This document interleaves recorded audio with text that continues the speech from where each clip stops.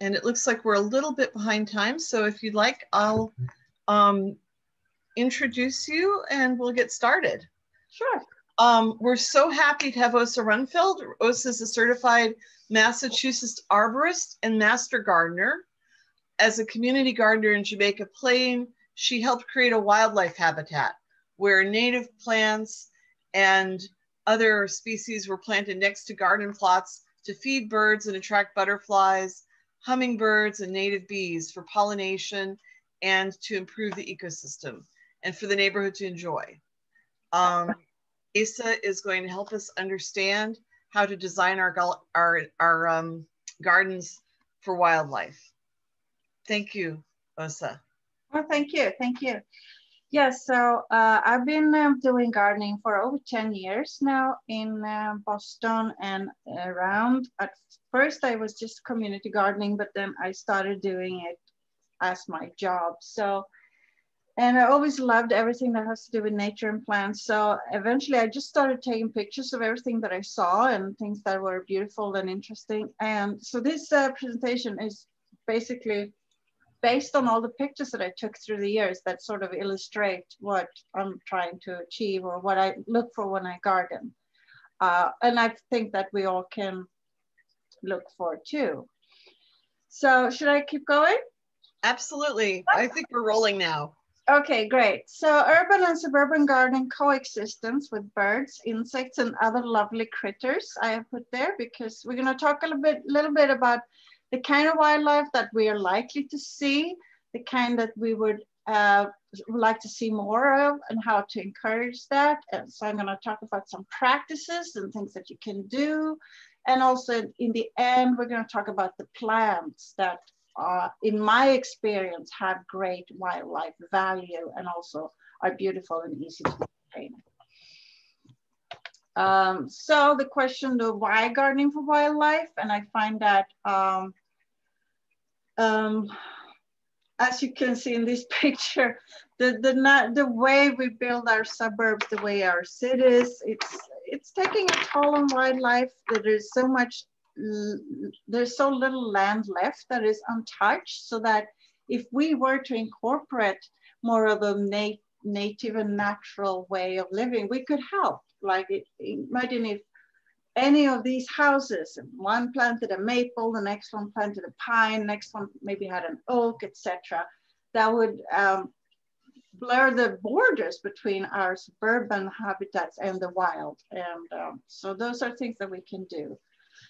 Another thing that is also a threat to wildlife habitat is all the invasive species that take over and outcrowd native species. And the native species are the ones that have been, connected with our animals for millennia, for millions of years really, and developed an ecosystem together.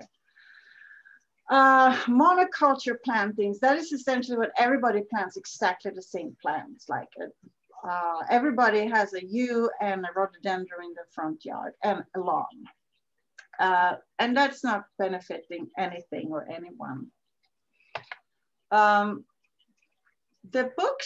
The first book I read about this is the one on the front here that's called Bringing Nature Home by Douglas Tallamy. And that really set the course for my life and for the future, what I wanted to do when I was gardening and working. And how you can sustain wildlife with native plants. It's a beautiful book and it's full of ideas and pictures. And behind that, I also put William Collina's book about native trees and about wildflowers. And both of them are beautiful. They have lots of pictures and are really inspiring. So that's something we can, that I would really recommend.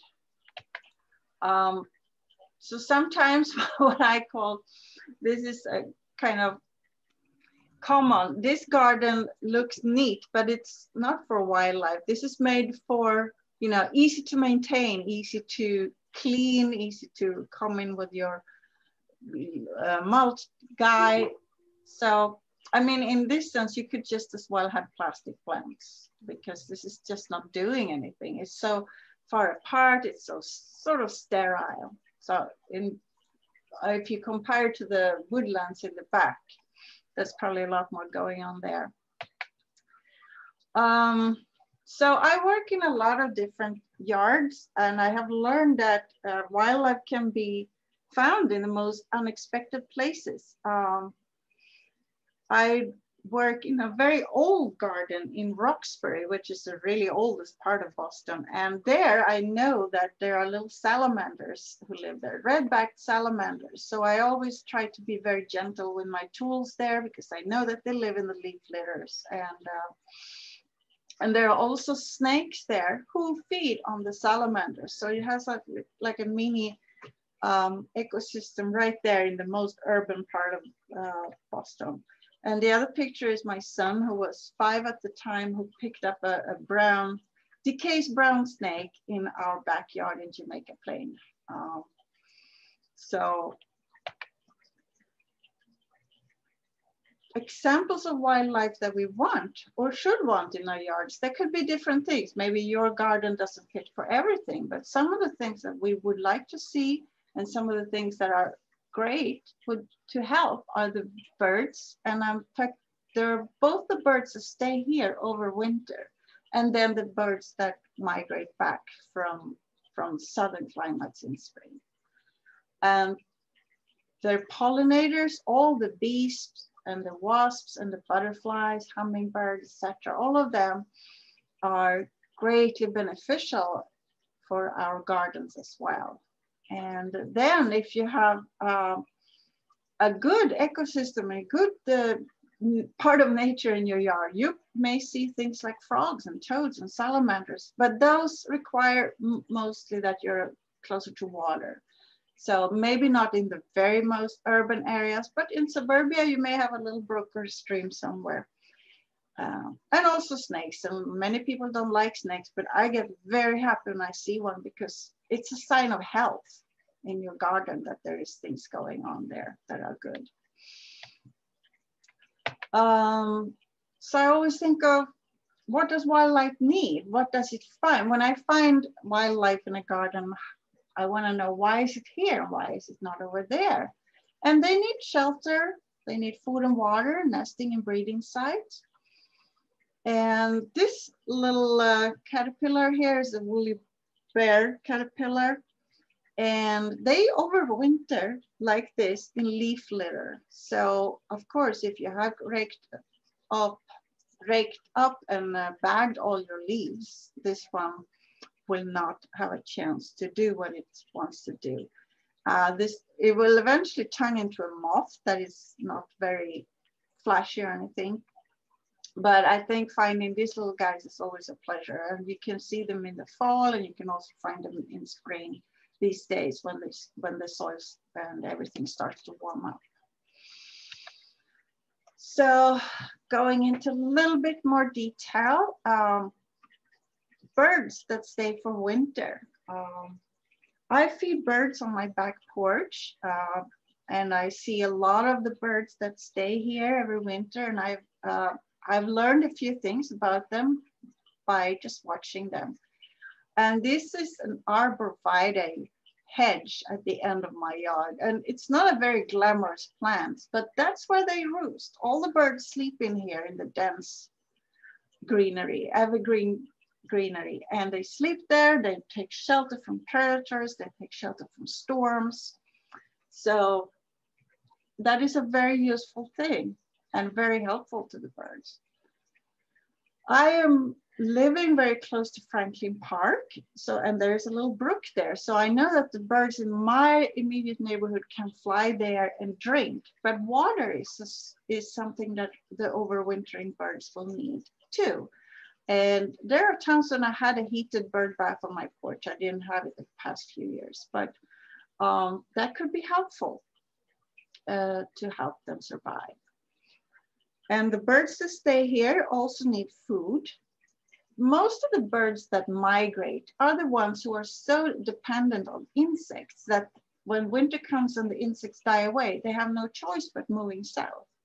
But the birds that stay here, they have either just adapted to live more of seeds during the winter, or they are very good at finding insects that are still here. woodpeckers, for instance, peck holes under bark on trees and find grubs and other things living there. But also other overwintering birds know how to do that. But the seed-eating birds, which are all of them too, will really benefit from your leaf litter and your perennials not cut back. So don't clean up your yard too much. Here is a garden plot with, there's some asters, some goldenrod, there is some coneflower, echinacea on the right, and this was not cut down. And all of this is extremely valuable, the seeds here, for the birds like chickadees, goldfinches, other finches that stay over winter. So this can last because they're all winter, and then it can be cut back in spring when new growth is arriving. Also, of course, if you have a fruiting tree or access to or room for that, these Bohemian waxwings are feasting on, I believe it was a hawthorn tree in Vermont a couple of years ago in February. Bohemian waxwings are rare to see in Boston, but if you have, if you're lucky enough to see them, it's a real treat. And the birds that migrate, they need insects. As I said, most of them are very dependent on insects. So they're not coming here, they're not coming back until the insects start to wake up and caterpillars start to come out of the eggs. That's when they come, because that's when they know that they can feed their young. So they need access to water as well. And all birds, of course, both the remaining here and the migrators, needs nesting material and places. They need to feel safe for that. And they need safety from cats. And I love cats. I'm a big cat fan, but I never let my cats out. And I've been trying to convince some of my neighbors to at least keep their cats indoors during May, June, July, because the young birds, they don't really know how to fly when they come out of the nest. They need a couple of days to hop around on the ground before they get it. And the parents are around trying to look after them, but they're easy prey for a cat. And if it's a house cat, it probably won't eat the bird. It would just kill it, because that's what cats do. So keep your cats indoors. That is important. Moving on to the pollinators. We have, this picture shows a big bumblebee on the Monarda, or purple bee balm, which is a great, great, great native pollinator plant. And let me see. Oh, sorry, I went too far there. So the pollinators, as we know, there are the bees, and there are also the wasps, and there are hummingbirds, there are butterflies. They all hop around, fly around, and drinking nectar. And in that process, they pollinate our flowers and our food. And this system where the insects pollinating the plants have evolved through hundreds of thousands, millions of years. And we are just really lucky to be able to benefit from this development, this beautiful system that they have worked out. Insects and plants are dancing together. They have evolved together to work this out. And there's not much we need to do there, except like providing the plants and make sure that we have enough. And we want to have plants or pollinators at all seasons. Bees need habitat, and there are, most people we know about honeybees that are living in hives and have a certain social system. There are thousands of them, there are hundreds, they make honey, they defend their hive, they rear their young. But most native bees are solitary. And that means that they're not living in a hive. They don't live in a big group. They live one by one.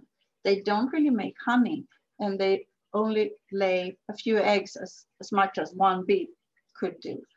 And this is important because this means that these bees, the native bees are not really aggressive. They have no reason to sting you because they don't have a hive to defend that's full of honey or young. So for people who are afraid and concerned about bee stings, I think it's well worth to remember that native bees are not really a threat that way, unless you were extremely unlucky, I guess. And there are thousands of native bee species in America, and about 500 of them are here in New England. And many of them are under serious threat. So anything that we can do or that you can do to help native bees, just plant a pollinator plant, helps. This is a native bee nest made into an old blackberry cane. You see the cane was cut off and there was some holes were made in for a bee to lay eggs. And we have another pollinator group that we all love is butterflies. And this is a painted lady, a native painted lady, and is drinking nectar from a sedum. Sedums are, most of them are not native, but I find them to be great nectar plants as well. I'm going to talk a little bit more about native versus invasive in a little bit.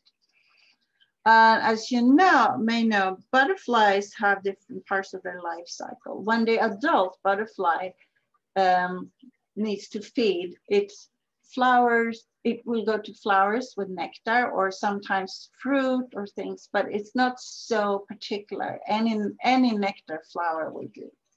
But when the butterfly is ready after it has mated and wants to lay eggs, that's when the butterfly needs a little bit of help too from us, because butterflies need very specific host plants to lay eggs on. And that can be very specific or it can be more wider. We'll talk a little bit more about that for the next slides. But there are lists of butterflies and what host plants they require. And many of those plants are very useful for many things as well.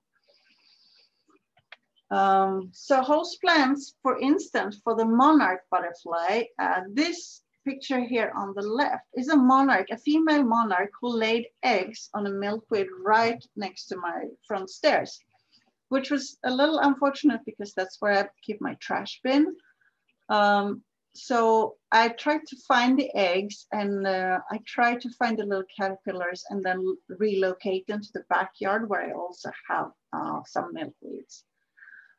So common milkweed is a fantastic plant for many, many things. Milkweeds are the only host plants for the monarch butterfly, but it's also a fantastic nectar plant. If you look at the picture on the right, these are common fritillary butterflies who just emerged. And there were dozens of them on this patch of milkweed flowers where they were sipping nectar happily. So milkweed is considered a weed and it's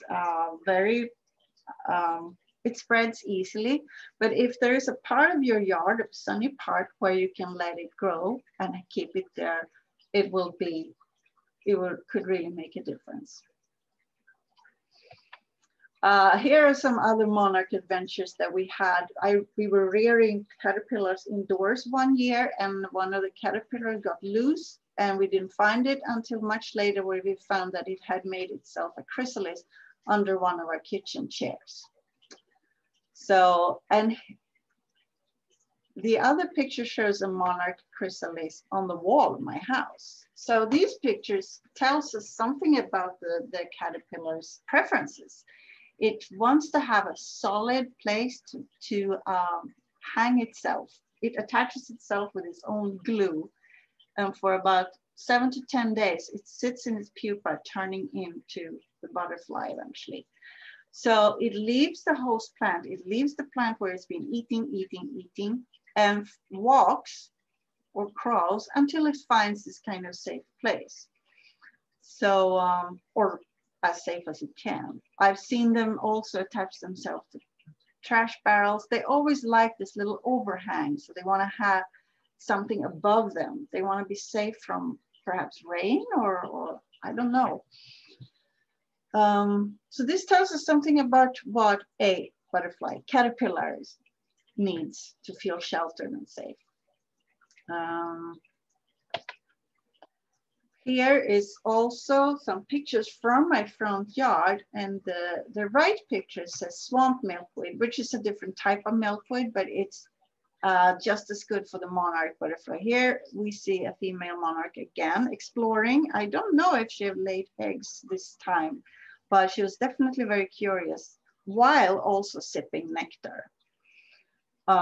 This is in my front yard, which is only, I don't know, 3 by 8 feet, but I still have this kind of visitors and this kind of wildlife because of the plants that I chose. Swamp milkweed is Asclepias incarnata, and it's a little more, it behaves a little better. So if you want to plant a milkweed, but you feel like you don't have room for the common milkweed, a swamp milkweed could be a great option. It says swamp, which means that it likes it or it tolerates where it's wet, but there is no swamp in my front yard and it's doing great there. And on the left side, there is same plant. We have here a praying mantis sitting and looking for prey. And so that's, he knows that the other insects are coming to visit this plant. So he picked up this button, I think. Is this the picture? It could be the picture where he's actually munching on a little bee or something. So I used to think that praying mantises was really cool until I learned that they are actually eating hummingbirds. They are big enough to catch a hummingbird, and then they drill a hole in the skull of the bird and suck out the brain. And after that, I wasn't sure if I really liked praying mantises as much anymore, but they're still cool to watch. And here's the third kind of milkweed that's called butterfly weed. And it has this bright orange, sometimes it's yellow, and it's just awesome. And it doesn't spread. It makes a great statement in a sunny yard. And on the right side here, we have some monarch caterpillars that are eating the leaves. On the left side, this is a yellow, it's a tiger swallowtail butterfly that's also enjoying the nectar of the butterfly weed flowers. So milkweed has, just apart from being the host plants for one of our most amazing butterflies, it has also nectar for so many other plants, as well as hunting habitat for the praying mantis.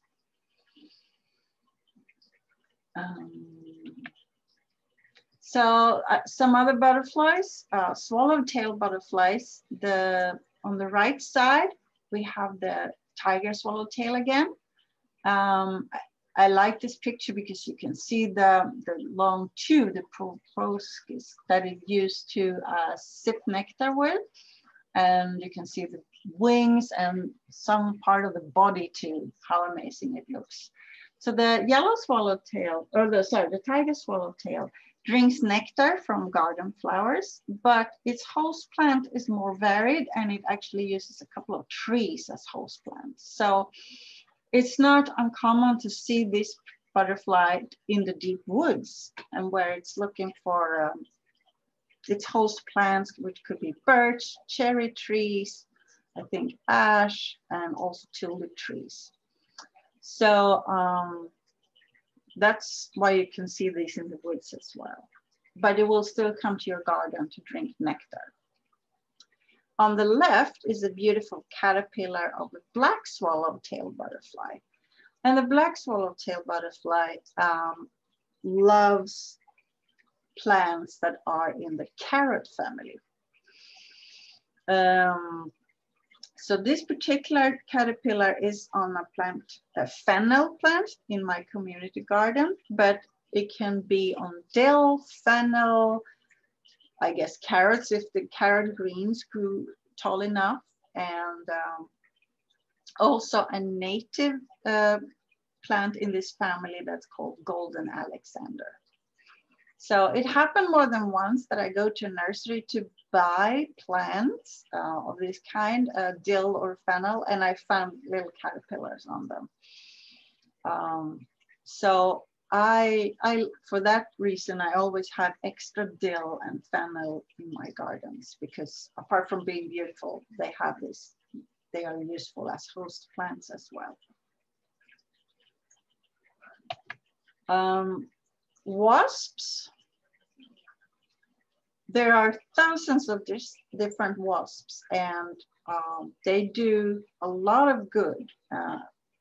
Again, there's a difference between the kind of wasps that build big nests, like hornets, etc., yellow jackets.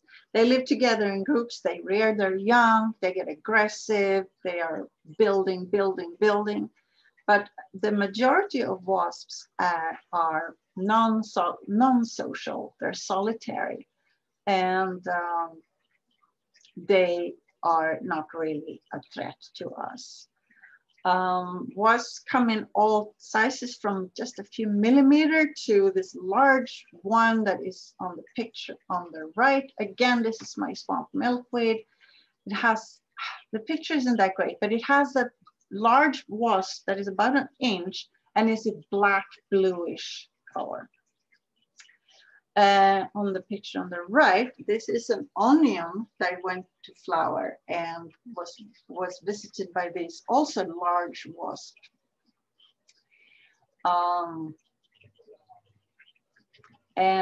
So wasps can do double duty.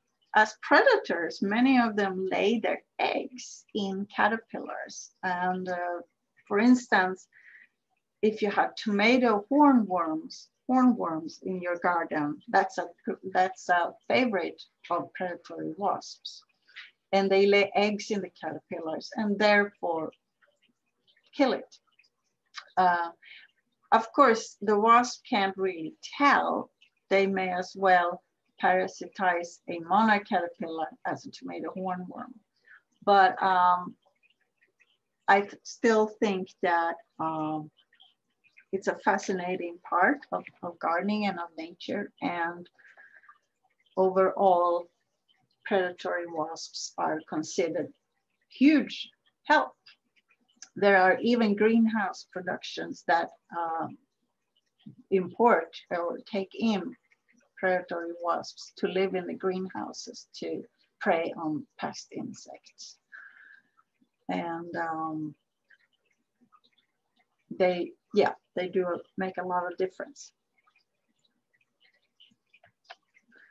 And another of our favorite pollinators are the hummingbirds. On the left, we see a picture of a hummingbird in my backyard with the red bee balm, Monarda. And that plant has been there for over 10 years. And every year I get hummingbirds coming there. So yeah, it is so nice to see them come there and hear their buzzing. On the right, there is another hummingbird. This is a picture I took at the Boston Nature Center, at their visitor center. And it's a big white buddleia butterfly bush that is also visited by this hummingbird. So we like to think of hummingbirds as only liking red flowers. They do like red flowers, but not only. They actually like flowers of all colors, and as long as there is nectar in them.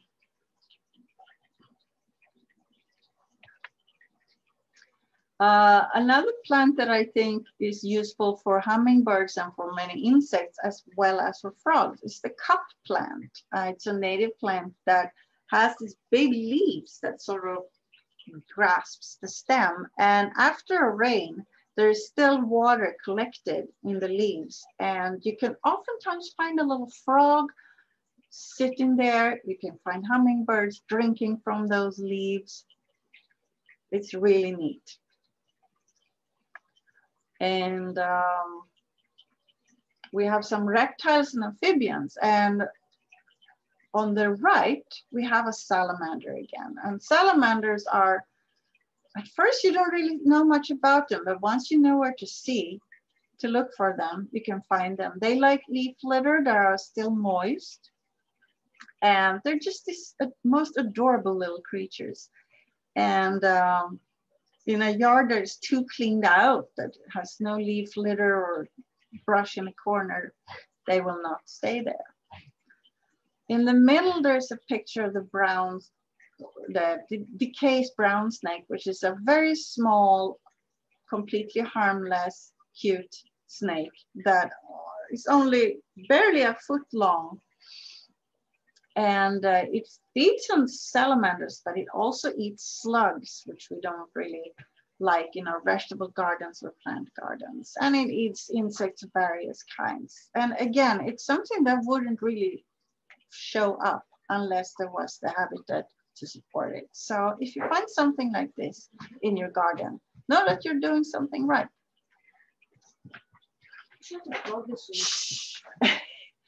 And on the left, there is this garter snake, a big garter snake that was hiding in a boxwood hedge in front of a big hydrangea in a garden. And the garter snake is a sort of step up from the brown decay snake. They eat the same things. And if you find garter snakes, you know that you have good habitat in your garden.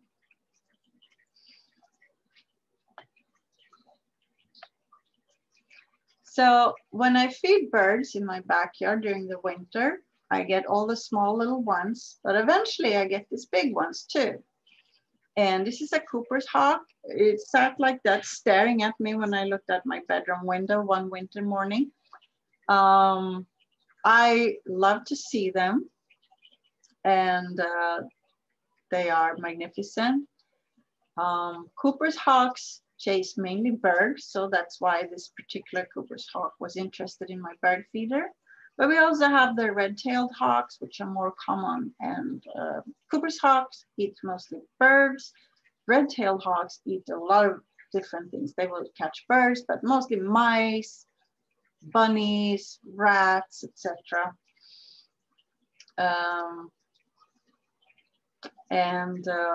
Again, if you have these visitors around, I feel good about seeing them. I know that there is enough to support them here.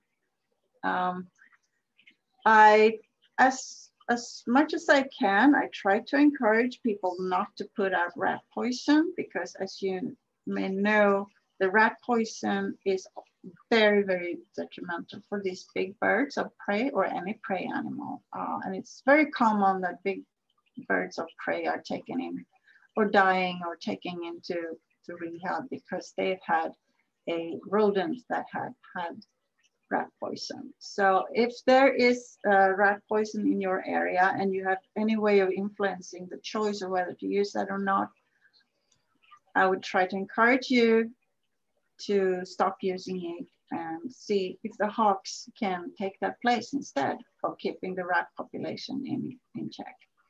I know it's hard, we live in a city, so, but the hawks are here. There are plenty of them and they are doing a lot of that work, as are the owls. Oh, so we have a comment from John. He has a Cooper's in his city yard. He says they also love taking out squirrels. I'm in East Boston. We also have a Cooper's when I feed the birds. Yeah. So, and we love them. Yeah, I know. Yeah. This one, I just love the way it looks at you. It looks goofy, but inquisitive. So, yeah. Yeah, we love them.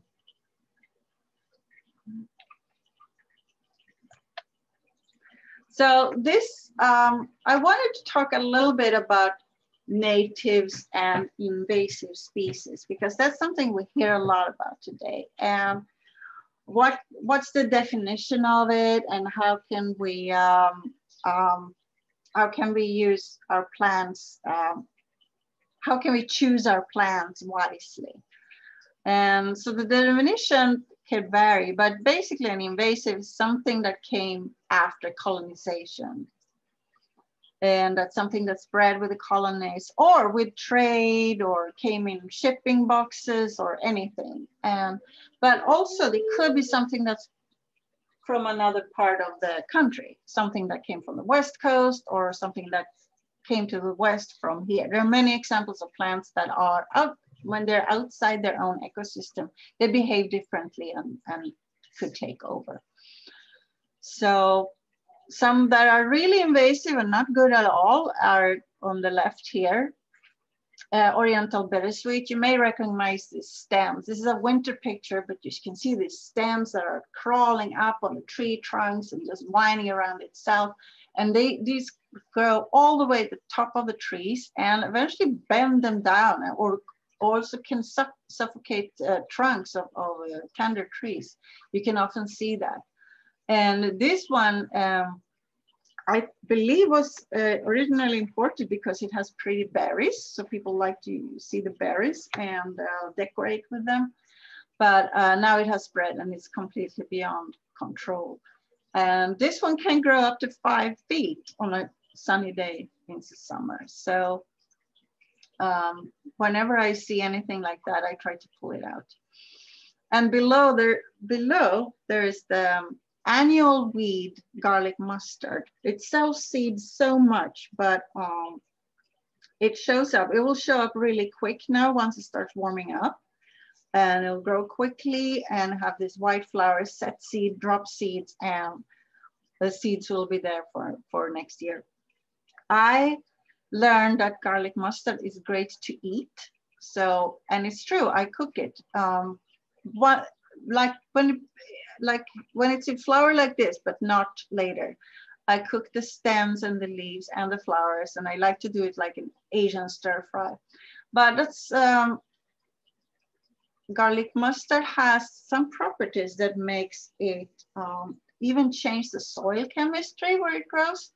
So it's a plant that you see a lot in the city, in disturbed sites. If it get hold of the real woods, if it makes an inlet in the woods, it can actually change the chemistry of the woods too. And they are quite detrimental to toads and other frogs and organisms that like the soil here. So that's some really bad invasives. But there are plants that are not native, but are still not invasives. And I put on the bottom here, lilac and tulips. They are not native to America at all, but we love to use them in our gardens. And there's no harm in that, obviously. Whether lilac or tulip spreads, you can easily control it and they're not gonna take over the woods.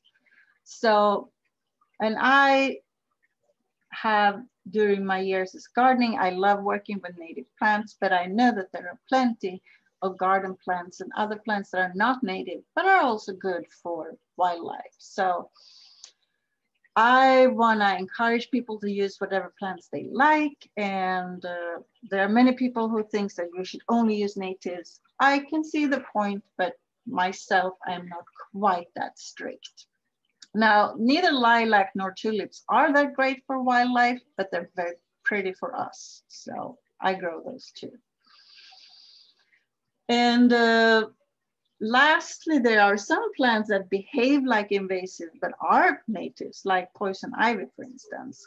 Poison ivy grows along all the roadsides, grows in parks, in cities, in woods, everywhere, and it takes over anything it can. But it's a native. And so it's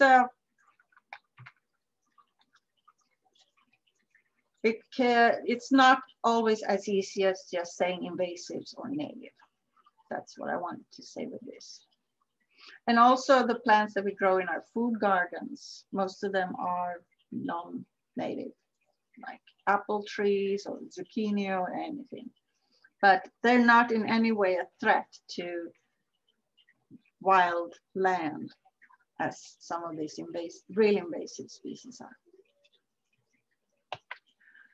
So talking some plant examples of what I have seen and what I like to use when I garden, and what I encourage people to grow are I try to do something for each season, and we want to, some are good for shade, others need full sun.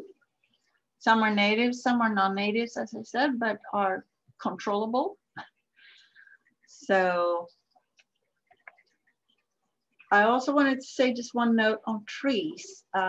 Trees, you know, provide year-round benefits. And in the book I mentioned before by Douglas Tallamy, he talks about 500 species of Lepidoptera, which is the moth and butterfly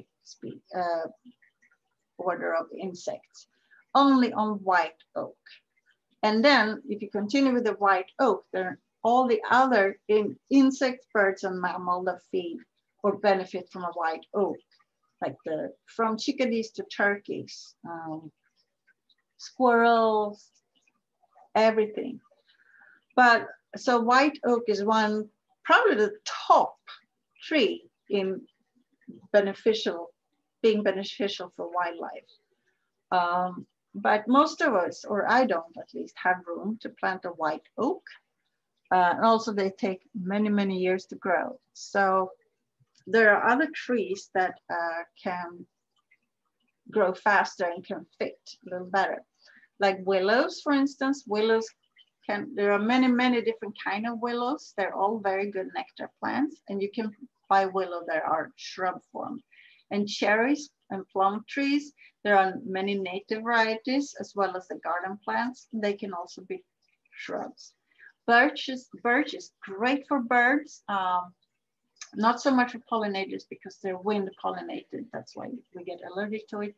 But the little seed heads and seed cones are great for birds during the winter, and a lot of insects needed for host plants. And we have blueberries and cranberries that can go pretty big. Hawthorns, as we said before, native crab apples, alders. There are pine trees that are small, and junipers are also small. Junipers can have berries for birds. So if you can fit a white oak, there are still things that we can fit in that have many benefits for wildlife. So I'm going to start right now, January through April. Depends a little bit on the season. We had snow this year, so things were later than it has been before. But on the very left, we have a hellebore flower, and there's a honeybee there. That must have been an early warm day. And at this time of year, there are very few plants out there, flowering plants. So this bee went straight where he could find some nectar, and that was my hellebore. So the middle plant here is purple dead nettle, which is a weed, but it's called a cold hardy. It sleeps actually during the summer, but it comes to life in the fall and early spring.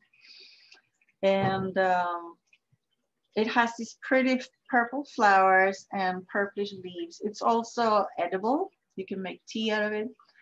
But before I weed it out, I let it bloom because there's almost nothing else flowering at this point. And this is a big favorite for early bees. So purple dead nettle. It's very unassuming, but it's a great nectar plant at this time of year. Also crocus, which you wouldn't really think of it as a nectar plant, but here we are with a bee on a crocus because that's what was available that day.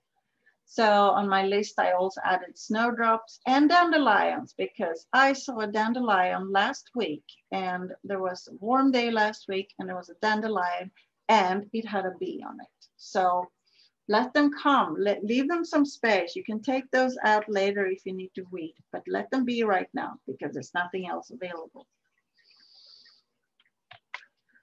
Some early trees on the left here, we have witch hazel. There are some witch hazels that flowers early in the year, and there are some that flowers late in the year.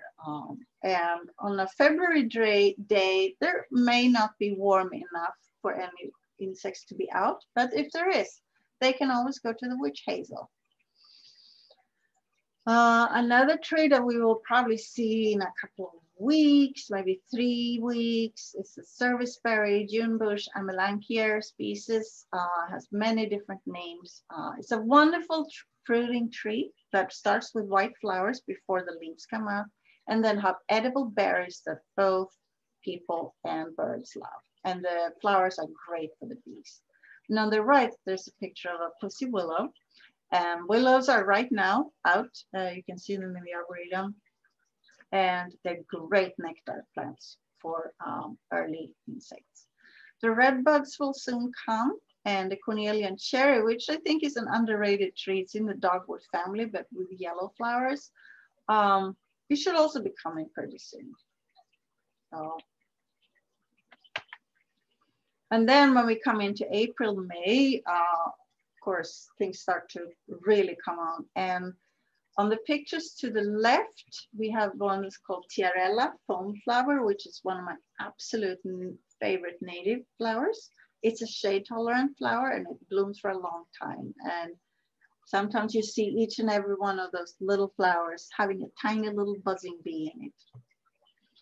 On the right, we have the columbine. This is the native Aquileia canadensis. That is a big favorite of the early arriving hummingbirds. Hummingbirds do show up in April or May from their migration, and they are hungry.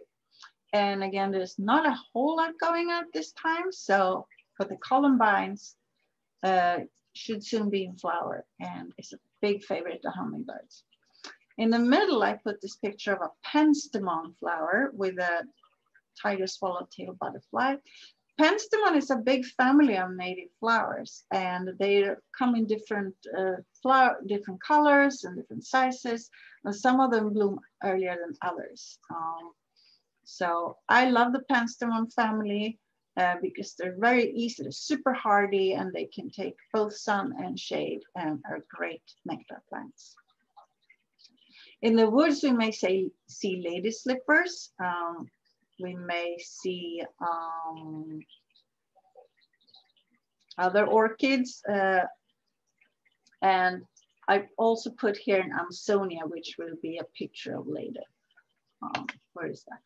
But I wanted to see, this is some trees that are flowering early on. On the left here is a Halesia silver, Carolina silver bell. This picture from Minton Stable Community Garden. And this tree is one of the loveliest things I know. It puts on this show every year. And the flowers are like little bells, and bumblebees love it. So the tree is on, it's buzz, the whole tree full of bumblebees. The bush here on the right is called Fothergilla, or witch alder. It's a southeastern native to the US that works really well here. And those flowers, as you can see, are coming up before the leaves are fully developed, and they are fragrant and very sweet. And this bush can also take some shade. And grows about, there are different cultivars, but about 4 or 5 feet height and width. We can also see in May, we can see dogwood trees flowering. We have all the azaleas and rhododendrons, and they may not be super big on pollinators, but they do have some value. There are also some native azaleas that are on the wilder side that are great for pollinators.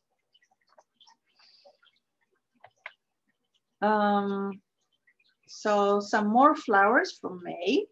On the very left, we have the Amsonia I talked about, and this is a native flower that is becoming more and more popular, and Amsonia or Blue Star. It's sun-loving, it's really pretty and good for pollinators. And the next flower here is also sun-lover, and this is the Golden Alexander that is a host plant for the black swallowtail butterfly. So this is in the carrot family, so it's related to celery and dill and all of those things, which you can see. And it has these pretty yellow flowers, and yeah, so it's really nice plant that flowers in the spring. And the other two pictures are shade-loving spring flowers. And this is the geranium, wild geranium, that you can see if you take a walk in the woods. Allendale Woods has a lot of it. And yeah, it's just a lovely plant for native bees that are in the woods. It's great. And then there's also wood phlox, which is, it's not the creeping phlox, but it's not a tall phlox either. It's lovely, fragrant, and it's a native that grows in shade. And it forms a mat. And this is one of my absolute favorites when I plant in shade gardens. And I love the way the bees are coming to it. And if we move into June, there are some trees and shrubs that are of notice. They have the red buckeye here on the left, and that is a big hummingbird favorite. The red flowers are, this is a really beautiful small tree.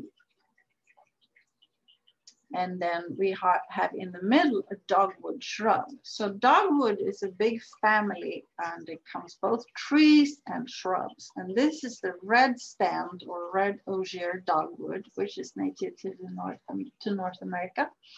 It has these white flowers that are great for pollinators, and eventually it will get berries. And depending on the kind of dogwood shrub, the berries could be white or bluish black, also great for birds. So it fills double function as both for pollinators, the flowers for pollinators and the berries for birds. And during the winter, those red stems shine red and are looks very pretty. So it's a great shrub for all seasons and for many purposes. And on the right, this is the Amelanchier tree again that I talked about earlier. This is the fruit, and Amelanchier or shadbush, serviceberry, juneberry has many names. So the flowers are beautiful and great for pollinators, and the berries are coming already in June. I picked them, but this one I pick when they're dark red, but they can be picked and eaten from dark red into black, bluish black. And they're really tasty. And Amelanchier, it can be a tree, but it can also be shrubs. And you can prune a tree to cut it. You can cut it back often to keep it on the smaller size so that you get a chance to enjoy the fruit.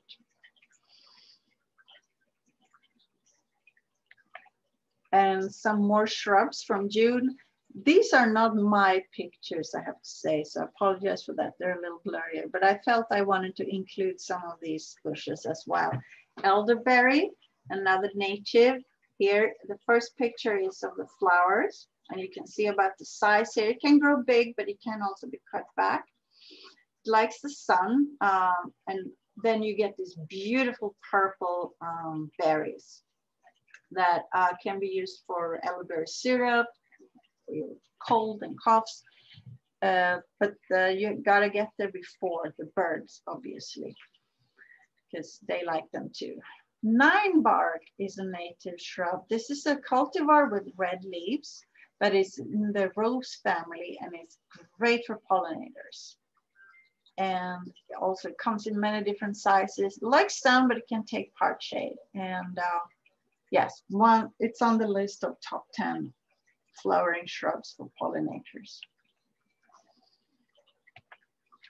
In June, it's the best season for me because then my neighbor's sour cherry tree is ripe, and I get treated to these bird shows every year. Up on the left, we have a adult robin with its chick, the same size as his parent, but still the mottled chest of a young robin. And the parent is patiently teaching the young robin to eat the cherries and how to do it. So I get to see that firsthand. Lower left is the beautiful catbird. Upper right, a cedar waxwing. They come in a flock. Every year they know exactly when this cherry tree is ripe. And on the lower right, this is a juvenile Baltimore Oriole. It has already grown the same size as its parent, but it still doesn't have the bright orange color. But it feeds happily on this sour cherry. So my neighbor tries to get the lower half of the tree for himself, but the upper half he lets the bird have, and we're very grateful for that. Åsa, I wanted to jump in and just say we have 10 minutes left. Okay. We end at 3:25, and Marion had a comment. She leaves the Amsonia stems up all through the winter into spring because birds, especially grackles, love the inner fiber material for their nesting. Oh, that's perfect. That's perfect. Yeah. So. Yeah, great. I didn't know that. Thank you. Yeah, so some more flowers. We're gonna move on here.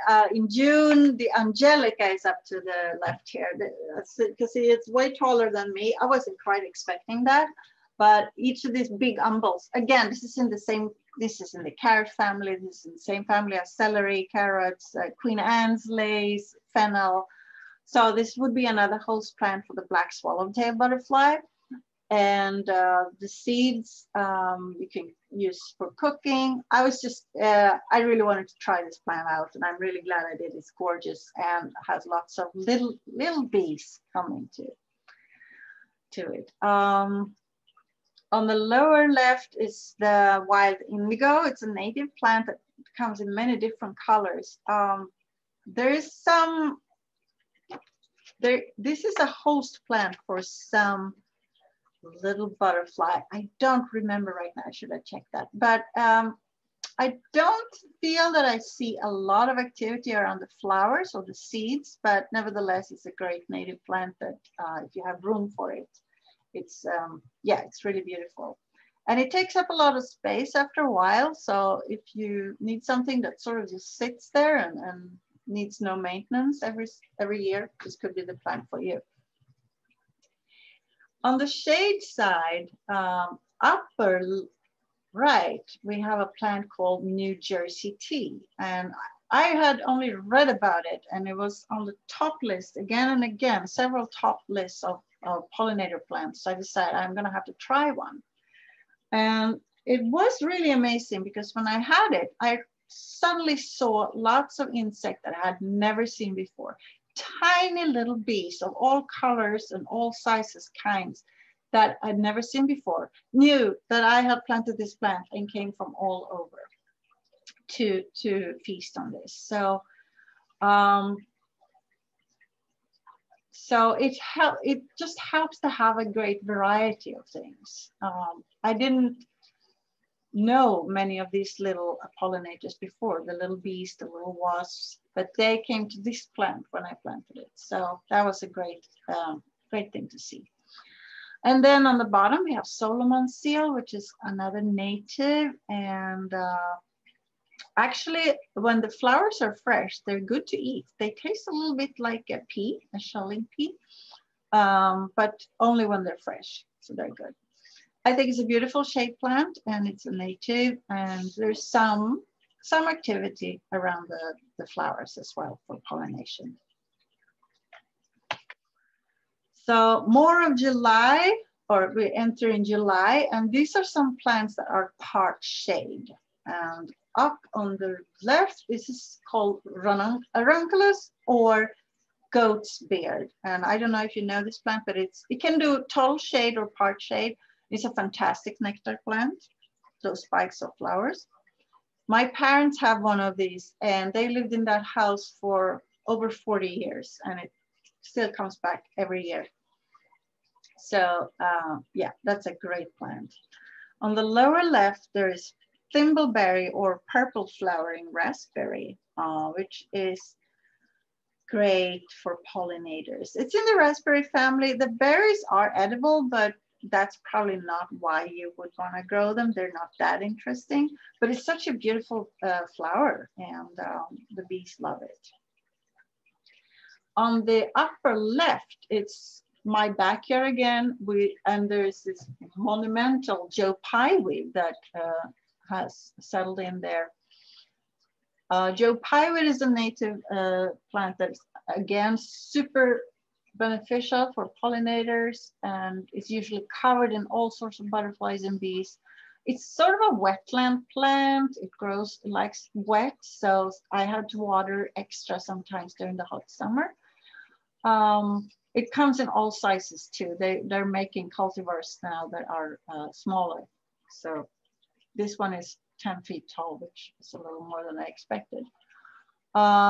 You can see it along roadsides all over New England in the summer. And yeah, it's just a great, beautiful plant.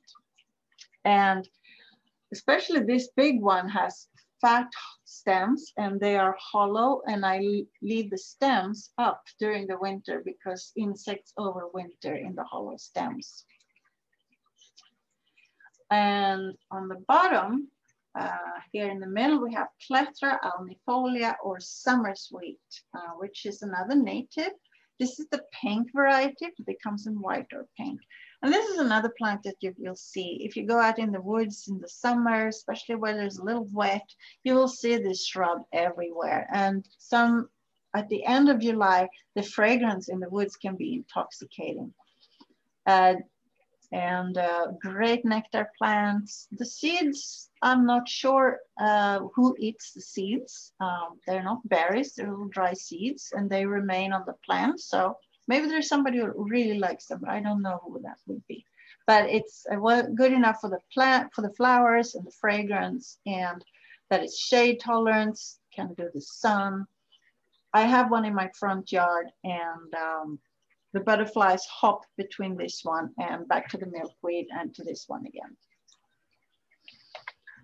More plants for July in our gardens. We can grow oregano, which is fantastic nectar plants. Up here on the left, I don't need to eat that much oregano, but I keep all of it just for the bees. And on the lower left, there is Anis hyssop, and a great butterfly plant as well. Up on the right, there's a monarch butterfly, and there's some Anis hyssop plant there, but there's also Liatris, or blazing star. That is a fantastic nectar plant. I think it seems like monarchs has a really sweet spot for the Liatris, if they get a choice.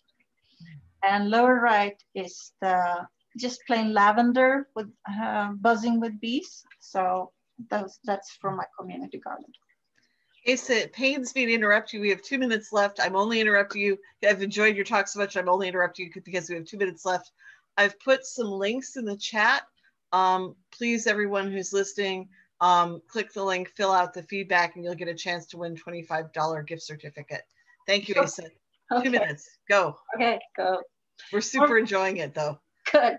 So cardinal flower, great for hummingbirds, wetland plant, up left. Lower left is meadow rue. Oh, I can't say enough good things about meadow rue. Tall meadow rue, short meadow rue. It's in the wild, a lot of places. I have it in my front yard, fantastic. And of course, echinacea coneflower.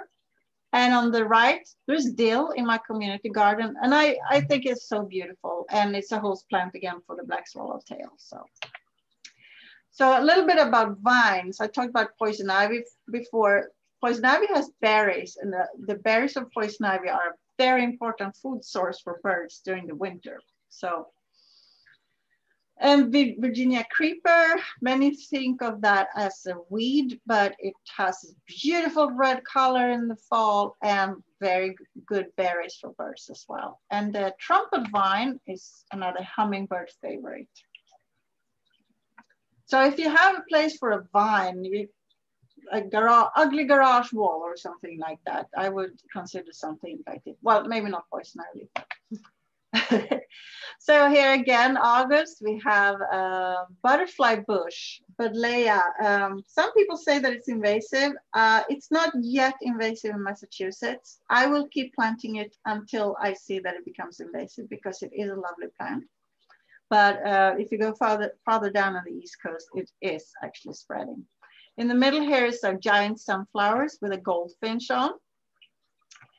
On the right, there is tall ironweed with a little yellow butterfly sulfur, and even hydrangeas. If it's Annabelle, the native variety, is a bee magnet. So asters, phloxes, goldenrods, you know about the fall nectar plants. September, we still have lots of things going on. Passion fruit vine, the spice bush berries, monarchs love zinnias. They love zinnias. And even in October, we have plants going on. We have bumblebees on Caryopteris or blue mist. We have the native witch hazel coming in October. And November, that's the last one. Still anemones flowering, white or purple. We have the Simsifuga or bugbane. This is a variety that actually smells really nice. There's some that doesn't smell nice. Great pollinator plant too, all the way in November. And eventually, lastly, we have the monkshood, which is a toxic plant. Don't eat it, but the bees, it's good for bees. So that's the blue monkshood. So yeah, I think that was it. Any last questions? None in the chat. Okay. Thank you so much. I've so enjoyed. I'm so glad I got the chance to moderate this. Great. Thank you. Have a good day, everyone. You too. Bye.